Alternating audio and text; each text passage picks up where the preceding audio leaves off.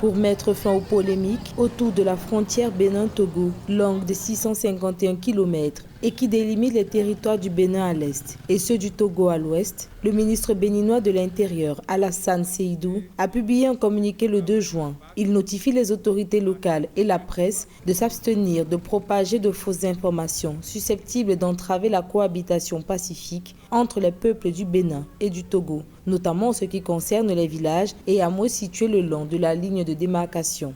Avec la République du Togo, les travaux ont abouti à la réaffirmation de la frontière à travers la construction de 243 bornes frontières, dont 24 bornes doubles, et un projet de construction des bornes de densification conformément au procès verbal d'abornement franco-allemand du 20 octobre 1913. Ces travaux ont créé le basculement de localités de part et d'autre de la ligne frontière.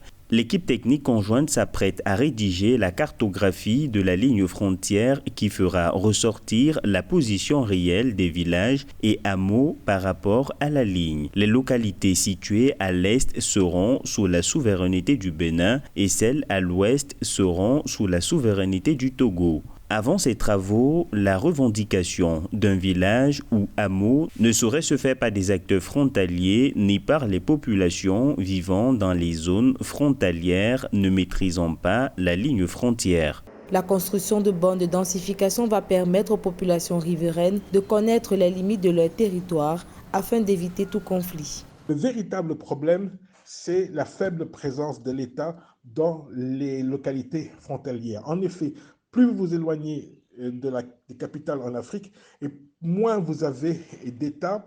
Et donc, ça crée un sentiment de frustration, ça crée un sentiment de ne pas appartenir à l'État. Et ça entraîne des porosités au niveau des frontières qui facilitent du coup la circulation de la criminalité, la circulation du trafic. Et des fois, vous avez des populations qui, manquant de services publics dans leur contrée, vont la chercher ailleurs. Et ce qui crée aussi donc des frustrations. Notons que si le Bénin collabore de façon plus collégiale avec le Togo sur la délimitation de leurs espaces terrestres et maritimes respectifs, le Togo est également en pourparlers avec le Ghana sur la même question.